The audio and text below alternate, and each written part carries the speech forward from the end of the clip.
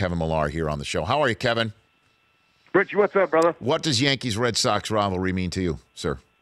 I'll tell you right now, it's so much better when both teams are good. You know, it's not as fun, obviously, when one team's good, the other team's not. The other team's trying to rebuild. Yankees got good last 6 weeks of the season, and I think they turned into a really powerhouse and a lot quicker than they thought these young guys would be. So now the rivalry, I think, is getting back kind of what we've wanted to see over the last few years because it lost a little mojo. And now you're looking at two teams that are probably going to win 100-plus games in that East.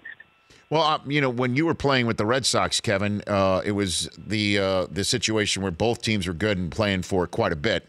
When it was time, and look, you're professionals. You get paid a nice chunk of change to play the sport, and it's great that you put on a uniform every day, which it's a dream of every kid to do something like that.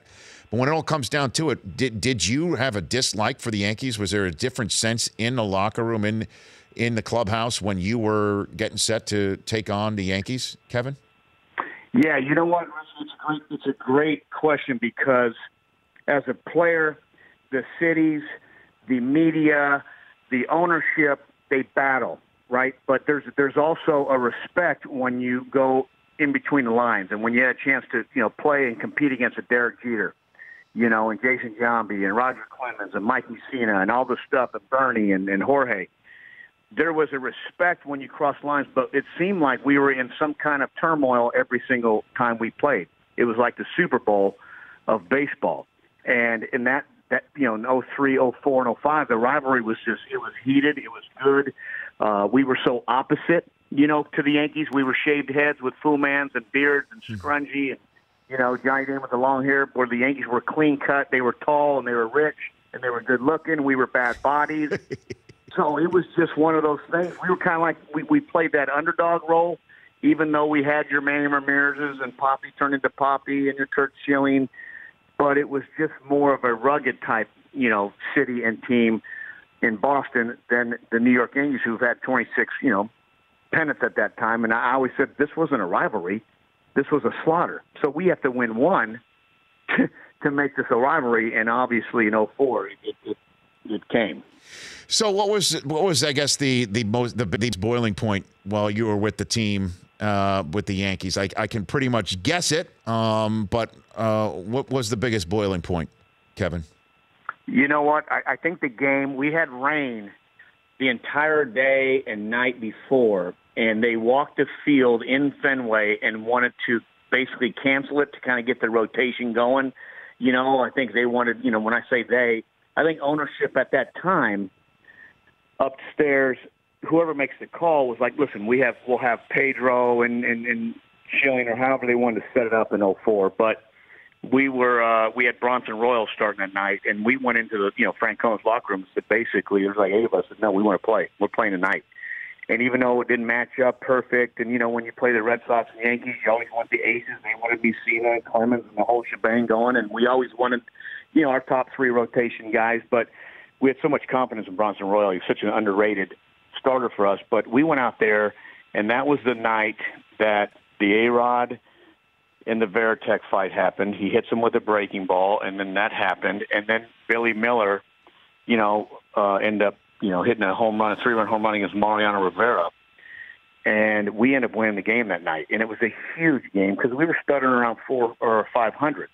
But I said we won, 2 games that day. We won the fight and we won the game. But it just was our turning point, I think, when we kind of just like it put us on the map like, let's roll, And sometimes bench clearing brawls are kind of part of baseball, and a lot of talking and chit-chatting, but it also can bring a team together. And I think that was the one when Alex kind of looked at Bronson after getting hit by a breaking ball. It was like, oh, no. And that's, obviously the Veritek thing, and we had a nice brawl. Right, you did.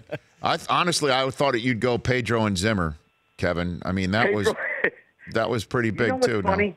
That was 03 now, and that was Pedro. That was obviously a high. I don't know if it was inside. It was just off the plate high, and Manny Ramirez and Clemens did their barking. Well, the Don Zimmer thing, Pedro Martinez was hated by the Yankees, right? I mean, he threw up and in. He was good, and it was a lot of years of dominating that team. They obviously didn't like it, but Don Zimmer came flying across the field, and Pedro Martinez and Chris Crenny, who was our trainer, they were just kind of walking out of the dugout, and Don charged Pedro. And to be honest with you, when it first happened, everybody was just like, what? How do you throw an old man down? And that's Don Zimmer, and everybody loves Don Zimmer. But you can understand, he kind of stepped aside and kind of just pushed him aside, pushed him down, however you want to say it, in a situation that really wasn't, Pedro wasn't even involved in that. Yeah, I know. It's amazing how raw it is still 15 years later, too, Kevin. And A-Rod's in the booth on Sunday night for ESPN. I mean, it's crazy, man. But it's still raw. It really is on both sides, Kevin. It was such honest to God, it feels like it's yesterday. And like you said, you're looking at 15 years ago. But those rivalries, those games, I mean, I still think of the excitement in the cities, in the towns. And we would go to lunch in New York, and fans are flipping us off and yelling at us, and, it was awesome. And the buses, we drive to the, Bronx in the buses, and they knew it was the Red Sox team bus, and there's fingers going up. You loved it. When you were in that house in the old Yankee Stadium, there wasn't nice things said. And I'm going to tell you right now, in Fenway Park, you're warming up in that bullpen. There's not nice things said if you're wearing pinstripes and in that gray uniform. So it's kind of what makes a rivalry nice, is the fans get into it, and there's a little bit of anger there. Kevin Millar, MLB Network here on the Rich Eisen Show. And again, it's interesting. Obviously, Aaron Boone, who hit that home run in 2003 in Game 7, he's now the manager of the Yankees. We talked to Dave Roberts multiple times out here on this show. His stolen base in 2004 to part of that comeback for you guys to break the curse. He wears that, no matter what the hell he's doing with the Dodgers, he wears that as a source of pride, and he should forevermore. What we see from that 2003-05 era where you were playing there too, is it possible we're seeing that again right now, Yanks, Red Sox, right now, Kevin? Yeah, I think that I think the Joe Kelly fastball to Austin started it. We remember the slide into Brock Holt, and they got into it a little bit, but we finally got a little emotional. I think these teams and these guys are so nice.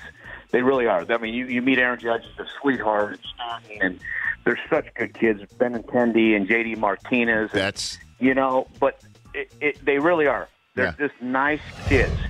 But you need some edge. It was like Chris Sale kind of has that edge, for the Yankees staff. I don't know who has that edge. Right. But you got it all of a sudden. It was like Joe Kelly. Here we go. We had a little brawl. Okay.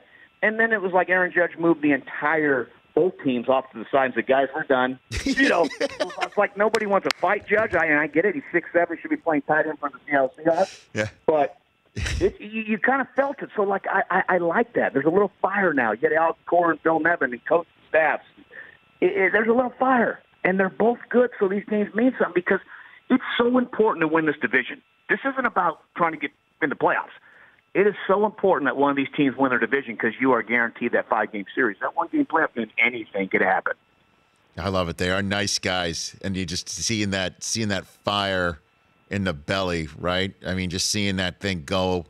And I do find brawls ridiculous, especially when relievers run 300 feet in from the pen and they just don't even get involved. Right. It's just, what are we doing here? But.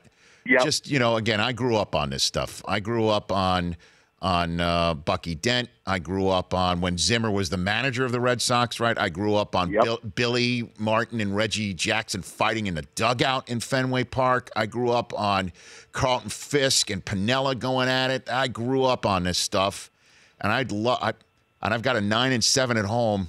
I'd kind of like to show that stuff to him too, Kevin. It's awesome. I kind of want to show it to him. It's the way and it's hard because Chris Rose gets on me. These unwritten rules. I don't understand how it's okay to throw up and in. I don't know. We can have more fun in baseball. I go, Chris, you can do whatever you want on the baseball field. You can. You have the right to do a backflip after you hit a home run. You want to hit backwards. There's just repercussions for your actions. Period. End of story. So there's a way to play the game. There's an unwritten rule to play the game. Spikes high, you might get drilled. You'll pimp a home run, you might get drilled, you might not. It just depends on what goes on. There was just always that edge when our rivalry was there, It was just that edge. It was just a little edge. You never knew what Trot Nixon was going to do or Roger Clemens was going to do or Pedro Martinez was going to do. It just was there. And then, it's nice to see there's a little bit of an edge somewhere in this rivalry because it's been very friendly and huggy and sweet, and everybody's just, good old vanilla guys, and now we're okay. We both got 50+ wins, and we both are the powerhouses of the big leagues, along with the Astros, and let's roll. Man, we're showing some old footage right now. We're showing Pinella, right? Pinella going in a Fisk, and here comes Nettles. We're showing that right now. It's just awesome.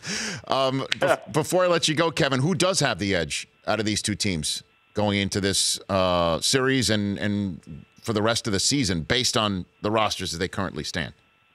Yeah, currently stand. I think both their bullpens closers are studs, Chapman and Kimbrel. So you can just check a mark there. Give the advantage to the full bullpen of the New York Yankees. They're lights out, been awesome all year. Check for the Yankees there.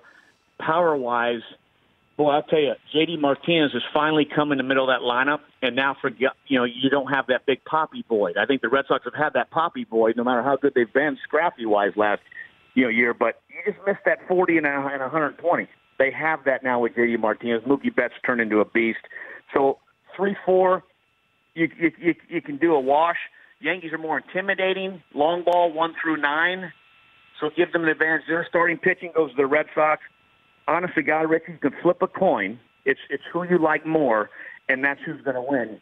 But in this series, I would give the edge to the Red Sox. You got Sale, you got Rodriguez tonight, Sale, and Price in this series, and then they have Severino, who's got a 2.1 ERA, 12-2 at the back end. But Sonny Gray, I don't know who the real Sonny Gray is. With Oakland, we saw a glimpse of studliness. With the Yanks, it's been a high pitch count guy. He's been a guy that kind of frustrating at times, but he still has great stuff and great command. CeCe's doesn't get enough credit tonight, so we'll see what happens. He's pitched unbelievable and learned to pitch what he's given with now, backdoor cutters and changeups, not that 95 inside with that great slider. So I would give the edge to this series. I'd give it to the Red Sox. They're playing better right now. But overall, flip a coin, brother. It's going to be an awesome race. It will be great. We'll see it tonight, Game 1 on MLB Network. And say hi to Chris Rose when you do Intentional Talk with him later at 5 Eastern, Kevin. Great chat. All right, Richie. Thanks for having me. You got it. That's Kevin Millar. The Rich Eisen Show, weekdays at noon Eastern on Audience.